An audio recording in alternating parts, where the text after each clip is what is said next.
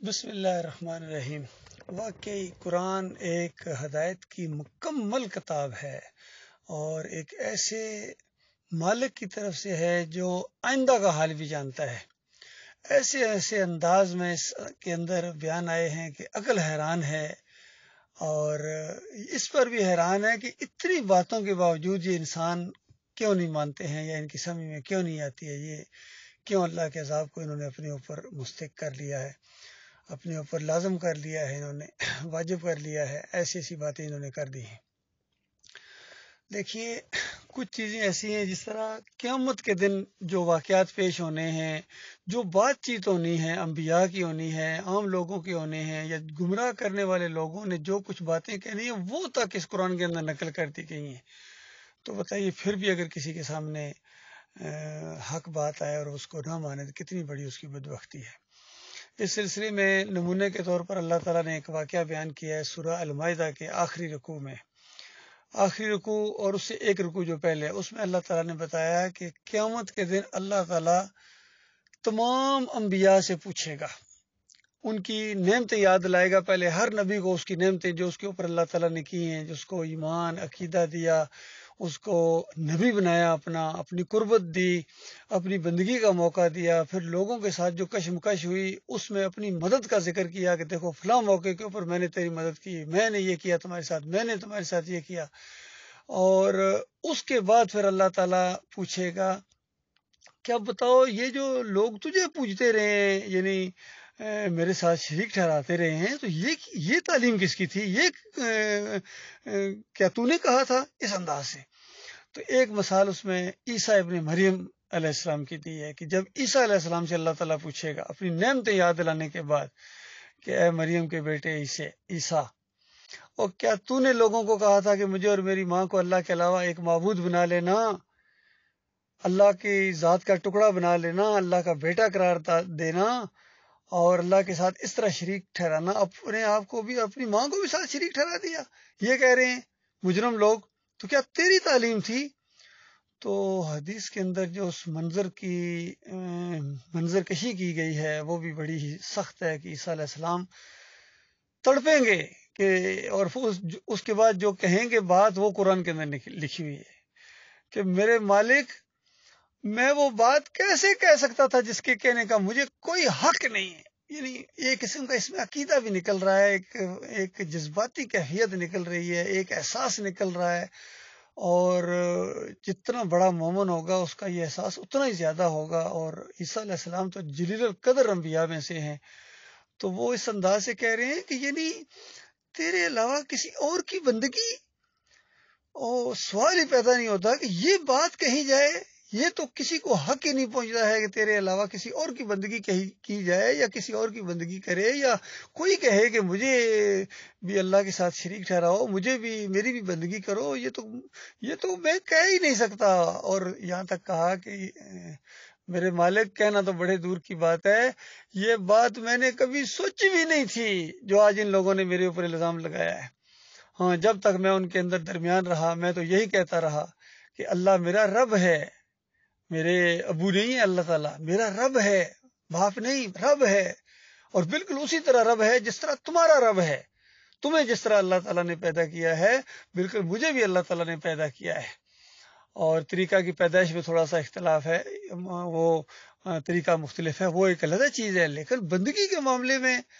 یہ نہیں ہے کہ میں بندہ نہیں ہوں، یا مجھے کچھ بندہ بنتے ہوئے کچھ تھوڑی سی شرم محسوس ہے۔ نہ، میں بھی اسی طرح بندہ ہوں جس طرح تم بندے ہو۔ میں یہی کہتا رہا ہوں کہ اسی اللہ کو پکارو، اسی اللہ کے سامنے جھکو، اسی اللہ کے سامنے رکوع کرو، اسی سے مانگو، اسی پر توکل، اسی پر بھروسہ، بغیر واسطے وسیلے کے اسی کی اپنا معبود ماننا ہے، براہ راست اس کو پکارنا ہے، کوئی نظر و نیاز نہیں، کسی اور کی کوئی چڑھاوے نہیں ہے۔ میں تو اس طریقے سے ان کو بتاتا رہا،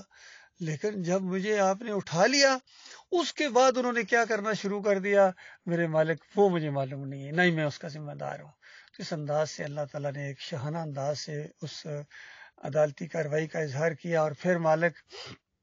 نے اس کا وہاں جواب دیا جو آج نقل کر دیا گیا ہے۔ مالک اس وقت شاہانہ انداز سے کہے گے، ہاں، اس سے پہلے عیسیٰ علیہ السلام کہیں گے کہ یا اللہ، یہ مجرم بن کے آ گئے ہیں، لیکن آپ اگر ان کو یعنی چھوڑ دیں، یعنی ان سے غلطی ہو گئی ہے، بہت بڑی غلطی ہوئی ہے، نہیں انہوں نے میری اس تعلیمات کے اوپر عمل کیا. اب اگر آپ چھوڑ دیں تو آپ کے بندے ہیں، ظاہری بات ہے آپ ہی کے بندے ہیں، اور اگر ان کو سزا دیں تو ظاہری بات ہے وہ بھی حکیمانہ سزا ہوگی، کوئی ظلم اور زیادتی نہیں ہوگی. آپ کی حکمت جو تقاضا کرے گی وہی اب فیصلہ ہونے والا ہے ان کے ساتھ. جس کا جواب پھر اللہ تعالیٰ نے وہاں دیا اور نقل کر دیا اللہ تعالیٰ نے کہ اے عیسیٰ مریم کے بیٹے، یہ وہ دن ہے کہ سچوں کو ان کی سچائی کام دے گی. میں غفور الرحیم ضرور ہوں، میں حکیم ضرور ہوں، میں محبت کرتا ہوں اپنے بندوں سے، لیکن آج فیصلے کا دن ہے، آج سچائی جیتے گی. اور سچائی یہ تھی کہ اللہ کے علاوہ کوئی معبود نہیں ہے، اللہ کے علاوہ کوئی داتا دستگیر مشکل کشا نہیں. آج اس بنیاد کے اوپر فیصلہ ہونے والا ہے.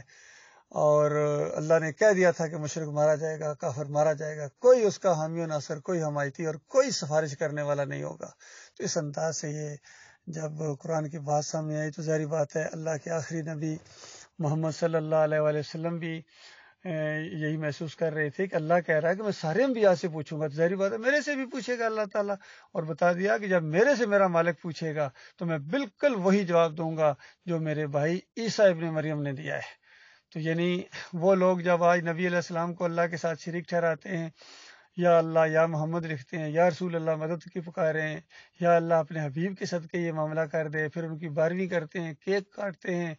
اور کون سا شرک ہے جو نہیں کرتے ہیں نبی علیہ السلام کو اللہ کے ساتھ شریک ٹھہرانے کا. تو سب الزام کیا لگاتے ہیں کہ یہ نبی علیہ السلام نے بتایا ہوا. سارے فرقے، بریلویوں، دیوبندیوں، اہل حدیث، سلفی، صوفیوں کو کہ کوئی بھی نہیں، شیعہ قادیانی، ہر ایک جو بھی ہیں، کوئی بھی نہیں کہتا ہے کہ ہاں نبی علیہ السلام نے اس طرح نہیں فرمایا، لیکن ہم جو ہیں اس طرح کر نہیں. سارے کہتے ہیں ہم نبی علیہ السلام کے طریقے کے اوپر، یہی وہ دین ہے جو نبی علیہ السلام سکھا کے کہتے ہیں، سب اس پر ڈٹے ہوئے ہیں.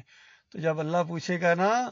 ہاں محمد صلی اللہ علیہ وآلہ وسلم، پھر نعمتیں اللہ تعالیٰ کیسی کیسی یاد دلائے گا نبی علیہ السلام کے اوپر جو اللہ تعالیٰ نے کی ہیں، جن کا کچھ ذکر اللہ نے قرآن میں بھی کیا ہے کہ کیا ہم نے آپ کو یتیم نہیں پایا اور پھر آپ کی پرورش کا انتظام کیا؟ کیا آپ کو ہم نے تنگ دست نہیں پایا؟ کس طرح آپ کے لیے رزق کا انتظام کیا، روزی کا انتظام کیا؟ اور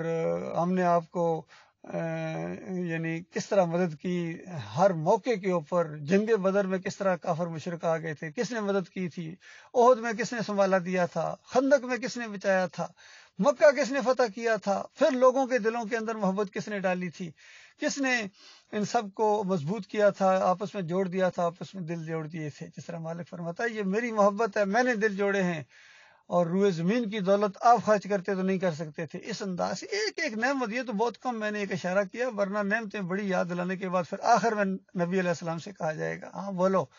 آپ یہ تعلیم دے کے آئے تھے کہ مجھے مسجدوں تک کے اندر یا اللہ یا محمد لکھنا، آپ یہ تعلیم دے کے آئے تھے کہ ہر سال شرک کی سالگرہ کرنا، آپ یہ تعلیم دے کے آئے تھے کہ میلادوں کی محفلیں کرنا اور مجھے پکارنا، میں ہر جگہ حاضر ناظر ہو جاتا ہوں، جب درود و سلام پڑھتے ہیں میری روح واپس آ جاتی ہے، میں خود سنتا ہوں. یہ ساری تعلیمات آپ کی تھیں. آپ نے کہا تھا کہ میری قبر کے اوپر گنبد بنانا ہرے رنگ کا، مسجد کے اندر اس گنبد کو شامل کر دینا، یہ ساری آپ کی تعلیمات میں سے تھا. تو نبی علیہ السلام کی حالت تو اس سے بھی زیادہ پریشان ہو جائے گی جس طرح عیسیٰ علیہ، کیونکہ زیادہ ڈرنے والے ہیں نبی علیہ السلام، بہت زیادہ اللہ سے ڈرنے والے. تو وہی جواب دیں گے کہ یا اللہ یہ تو وہ باتیں ہیں جو میں کبھی سوچ بھی نہیں سکتا تھا، میں نے کبھی سوچ بھی نہیں سکتا تھا. اور اب یہ تیرے بندے ہیں، یہ مشرک بن کے آ گئے ہیں، یہ کافر بنے رہے ہیں، وہاں تجھے چھوڑ کر پکارتے رہے ہیں، تیرے دین کا نظام ان کو پسند نہیں تھا، ان کو جمہوریت بہت پسند تھی، ان کو کبھی پارلیمانی نظام پسند تھا، کبھی ان کو صدارتی نظام پسند تھا، کبھی ڈکٹیٹرشپ بھی ان کو پسند تھی، ان کو مارشل لا بھی پسند تھا، لیکن ان کو نہیں لا پسند تھا تو تیرا لا نہیں پسند تھا، قرآن کا لا نہیں پسند تھا، حدیث کا لا ان کو نہیں پسند تھا. یار سمجھتے تھے، یہ چاہتے ہی نہیں تھے بے ایمان کہ ان کے اوپر اللہ کے دین کو نافذ کیا جائے. اور سب سے بڑے مجرم ان کے علماء تھے جو کتاب کا نام لے کر آئے تھے، اور تیرے نام کو انہوں نے استعمال کیا اپنی دنیاوی مفادات کے لیے. تیرے نام سے شروع کرتے تھے ایاک نعبد و ایاک نستعین، کہ اللہ تیری عبادت کرتا ہوں، تجھ سے مدد مانگتا ہوں. سب سے زیادہ اللہ کی عبادت کے یہ انکاری، یہ مردوں کی عبادت کرنے والے، صوفیوں کے پجاری، یہ مزاروں کے سامنے سجدے کرنے والا، اور یہ جمہوریت کے دین کو پسند کرنے والا، اس مشرکانہ نظام کو زیادہ اس کے لیے ایڑی چوٹی کا زور لگا دینے والا، پسینہ بہا دینے والے، تو یہ سارے باطل پرست ثابت ہو جائیں گے. بتاؤ اس وقت کیا معاملہ ہوگا؟ اس وقت مالک کہے گا کہ آج سچوں کو ان کی سچائی ساتھ دے گی. اس وقت پتہ چلے گا عقیدہ کیا ہوتا ہے. آج تو کہتے ہیں اپنا اپنا عقیدہ ہے، یہ عقیدہ نہ چھوڑو. اور اس وقت پتہ چلے گا کہ اللہ کے بندوں کو تم اپنے اندر سے نکال دیتے تھے، اپنے علاقے سے نکال دیتے تھے، واٹس ایپ گروپ سے نکال دیتے تھے، اللہ کی توحید سن کے فوج سے نکال دیتے تھے، علاقے سے گاؤں سے نکال دیتے تھے، جلوس نکالتے تھے، اڈیالہ جیل میں بند کرتے تھے۔ اس وقت پتہ چلے گا کون اللہ کا ماننے والا ہے اور کون اللہ کا انکاری ہے، اور پھر اللہ تعالیٰ ایسی سزا دے گا، ان کو ایسی سزا دے گا۔ اسی طرح کا ایک واقعہ سورہ یوسف کے حوالے سے بھی ہے، کیونکہ یوسف علیہ السلام کو بھی پوجا گیا ہے، حتیٰ کہ ان کو سجدہ تک ثابت کرنے کی گنجائش نکال لی گئی ہے کہ سجدہ کیا اور پھر الزام لگایا یعقوب علیہ السلام کے اوپر اور ان کے پورے خاندان کے اوپر کہ یہ ساری مصیبتیں جب ختم ہو گئی تھی، خوشحالی کے دن آئے تو سارے جو تھے وہ اللہ کی بجائے یوسف علیہ السلام کے سامنے سجدہ ریز ہو گئے۔ یہ دعوت القرآن جیسی تفسیر کے اندر محمد حنیف نے لکھ دیا، یہ ابن کثیر جیسی تفسیر سے انہوں نے نکالا، اور اللہ کی بات جو قرآن میں تھی اور جو صحابہ جس انداز سے ان چیزوں کو لیتے تھے مانتے تھے اس کا بالکل انکار کر دیا، اور موحد عالم دین نے جس انداز سے اس کی تشریح کی تھی، عبداللہ بن عباس کا قول بھی موجود ہے، لوگوں نے اس کو مانا ہے، اور خاص کر اس دور کے اندر مشہور عالم دین مسعود الدین عثمانی، ڈاکٹر مسعود الدین عثمانی رحمۃ اللہ علیہ نے اس کے اوپر بہت ہی زیادہ بحثیں کی ہیں، بہت زیادہ زور دے کے وہ کہتے تھے کہ نہیں حضرت، وَخَرُّوا لَهُ سُجَّدًا، لہو کی ضمیر اللہ کے لیے ہے، اللہ کے لیے ہے، وہ پورا خاندان اللہ کے سامنے ان رحمتوں اور برکتوں کی وجہ سے جو اس خاندان کے اوپر کی، وہ پورا خاندان اللہ کے سامنے سجدہ ریز ہو گیا۔ تو اور ساتھ ہی کہتے تھے یوسف علیہ السلام کو نہیں ہے، اور ان کا ایمان خراب ہے، ان کا ایمان خراب ہے، ان کے عقیدے میں خرابی ہے جو کہتے ہیں کہ یوسف علیہ السلام کو سجدہ ہوا۔ جو اس طرح تفسیر کرتے ہیں ان کے ایمان کے اندر خرابی ہے، ان کے عقیدے کے اندر خرابی ہے۔ اور پھر اور مثالیں دے کے بھی سمجھاتے تھے کہ دیکھو خواب کی ایک تعبیر ہوتی ہے، وہ جو لی ساجدین آیا ہے وہاں ادب و احترام کا ایک انداز ہے، اصلی نہیں آئے سورج چاند ستارے سجدہ کرنے کے لیے، یہ خواب ہے جو دیکھا گیا ہے، اور خواب کی تعبیر ہوتی ہے، اس سے عزت مراد ہے، اس سے ان کی شان و شوکت مراد ہے جو دنیا میں ان کو ملنے والی ہے، دین اور دنیا دونوں لحاظ سے۔ تو وہ ہے جو یعقوب علیہ السلام نے 6 نمبر آیت کے اندر بیان کیا کہ میرے بچے یہ جو تو نے خواب دیکھا اس کا یہ مطلب ہے اللہ تعالیٰ تجھے چنے گا، اللہ تجھے اقتدار دے گا، اور اللہ تعالیٰ تمہارے اوپر اس طرح رحمتیں اور برکتیں نازل کرے گا جس طرح ابراہیم علیہ السلام اور اسحاق علیہ السلام کے اوپر کیے ہیں۔ اس خاندان کو نے اپنی طرف اشارہ کیا کہ اس خاندان نے یعقوب علیہ السلام کو اللہ تعالیٰ عزت دے گا، اس انداز سے تجھے اٹھائے گا اللہ تعالیٰ۔ تو بالکل ہر بار چیز ثابت ہو گئی، پکی پوری ہو گئی، تو اس کے بعد سارا خاندان اللہ کے سامنے سجدے میں گر گیا۔ سادہ سی بات ہے، پورے قرآن کی نص ہے یہ، اور دین ایمان کی روح ہے۔ کبھی بھی ایسا نہیں ہوا ہے کہ دین کے اندر کوئی تبدیلی ہو، شریعت تبدیل ہوتی رہی ہیں، انبیاء تبدیل ہوتے رہے ہیں، دین کبھی تبدیل نہیں ہوا۔ لا الہ الا اللہ کے اندر کوئی فرق نہیں آ سکتا کہ اللہ کے علاوہ کوئی معبود نہیں ہے، کوئی سجدے کے لائق نہیں ہے، کوئی رکوع کے لائق نہیں ہے، کوئی واسطے وسیلے کے لائق نہیں ہے، کوئی پکار کے لائق نہیں ہے، کوئی بھروسے اور توکل کے لائق نہیں، یہ دین ہے۔ تو انبیاء اس میں سب سے زیادہ پکے رہے ہیں اور انہوں نے اس کی تبلیغ کی ہے۔ تو یہ معاملہ ہے۔ اس وقت جب یوسف علیہ السلام سے بھی اللہ تعالیٰ اسی انداز سے پوچھے گا کہ یوسف ذرا سناؤ میری ان نعمتوں کو یاد کرو، کس طرح میں نے تمہیں ایک بچپن میں بھائیوں سے بھی بچایا، پھر کس طرح کنویں سے نکلوایا، جس کا اعتراف کر رہے ہیں سورہ یوسف کے اندر یوسف علیہ السلام بڑی شدت کے ساتھ کہ مالک یہ سب کچھ تو نے کیا ہے، تو نے کیا ہے، تو نے کیا ہے، اور وہاں بھی اسی انداز سے کہیں گے۔ تو اس کے بعد جب کہا جائے گا ہاں یوسف ذرا سناؤ نا، آپ کی یہ تعلیم تھی کہ اللہ کے علاوہ مجھے سجدہ کرو، یہ آپ کی تعلیم تھی، آپ نے بتایا تھا، یہ آپ کا حکم تھا۔ اور اسی طرح یعقوب علیہ السلام سے بھی پوچھا جائے گا ذرا آپ سنائے نا، یہ اتنی نعمتوں کا ذکر کہ اللہ نے یعنی مالک فرمائے گا میں نے تجھے بیٹوں سے نوازا، میں نے تجھے جوانی دی، میں نے تجھے پیغمبری دی، میں نے تجھے یہ اس موقع پر مدد کی، یہ کیا وہ کیا، میں نے تجھے بیٹا واپس دلایا، 40 سال تم روتے رہے تھے، تیرے بس کی بات نہیں تھی وہ ملاقات دوبارہ ہو، میں نے کرائی تھی، اور کیسے شاہانہ انداز سے کرائی تھی وہاں۔ تو بتاؤ یہ ساری تمہاری تعلیمات تھی؟ کیا یہ تم نے لوگوں کو بتایا تھا کہ سجدہ یوسف علیہ السلام کو کیا جاتا، پھر تم نے کر کے دکھایا، یہ ہوا تھا؟ وہ کانپ جائیں گے، وہ ڈر جائیں گے، اور پھر وہی جواب دیں گے جو عیسیٰ علیہ السلام نے دیا، وہی جواب دیں گے جو محمد صلی اللہ علیہ وسلم نے دیا، وہی جواب دیں گے جو یوسف علیہ السلام دیں گے، سارے انبیاء اسی انداز سے جواب دیں گے۔ اور اسی طرح جو نیک لوگوں کو بھی پوجا گیا ہے ان کے بھی ساتھ یہی معاملہ ہوگا اسی انداز سے۔ علی رضی اللہ عنہ کہیں گے کہ میں نے کبھی یا اللہ ان کو نہیں کہا تھا کہ میں مولا ہوں تمہارا، میں تمہارا مشکل کشا ہوں، مجھے پکارا کرو، یا علی مدد کے نعرے لگایا کرو۔ یہ انہوں نے میری بات نہیں، یہ بلکہ چرسی پنگھی لوگ تھے، یہ ان کے صوفیوں نے ان کو بتایا، ان کے علماء نے ان کو بتایا، ان کو طاہر القادری نے بتایا تھا، ان کو احمد رضا خان نے بتایا، ان کو خادم حسین رضوی نے بتایا تھا، ان کی بات مان لی انہوں نے انبیاء کی بات نہیں مانی، انہوں نے قرآن کی بات نہیں مانی، انہوں نے اللہ کی بات نہیں مانی، تو آج رگڑے جائیں گے۔ اس لیے اللہ کے بندوں، میرے پیارے بھائیو، ایمان عقیدے کو سمجھنے کی کوشش کرو، یہ چند دنوں کا معاملہ ہے، اور بالکل وہی دعا ہونی چاہیے جس طرح یوسف علیہ السلام نے بہترین دعا مانگی ہے عاجزی کے ساتھ۔ یہ دعا اگر آپ غور کریں تو آپ کو پتہ چل جائے گا کہ یہ سجدہ یوسف علیہ السلام کو نہیں ہوا تھا، یہ اللہ کو ہوا تھا، کیونکہ وہ دعا مانگ رہے ہیں اللہم فاطر السماوات والارض انت ولی فی الدنیا والآخرہ توفنی مسلما والحقنی بالصالحین، کہ اے میرے پروردگار، میرے مالک، تو دنیا اور آخرت میں میرا کارساز ہے، میرا ساتھی ہے، میرا نگہبان ہے، اور مجھے مسلم کی حیثیت سے مارنا، مجھے مسلم کی حیثیت سے مارنا میرے مالک۔ یعنی پچھلی دنیاوی شوق سب کچھ تو دیکھ چکے ہیں، اب آخری ایک خواہش جو اندر سے اٹھتی ہے کہ میرے مالک فرما بردار رہوں، تیرا فرما بردار رہوں، اور فرما برداری کی حالت میں مجھے موت آئے، اور جب مرنے کے بعد دوسری دنیا میں جاؤں تو مجھے صالحین کے ساتھ شامل فرما دینا۔ صالحین کے ساتھ، بتائیے صالحین سجدے کرنے والے ہوتے ہیں یا سجدے کرانے والے ہوتے ہیں؟ صرف اسی بات پر غور کرو، صالحین سجدے کرنے والے ہوتے ہیں، یا یعنی اللہ کو سجدے کرنے والے ہوتے ہیں، یا لوگوں کو کہتے ہیں کہ مجھے سجدے کرو؟ جب وہ کہیں گے مجھے سجدہ کرو تو صالحین کہاں رہیں گے؟ وہ تو ختم ہو جائے، فارغ ہو جائے گا معاملہ، یہ تو پھر کفر کی تعلیم ہو جائے گی۔ جس طرح سورہ آل عمران کے اندر اللہ تعالیٰ نے اسی انداز سے کون سی آیتیں آپ کے سامنے پیش کی جائیں، اللہ کے بندو کب مانو گے یہ مسئلہ؟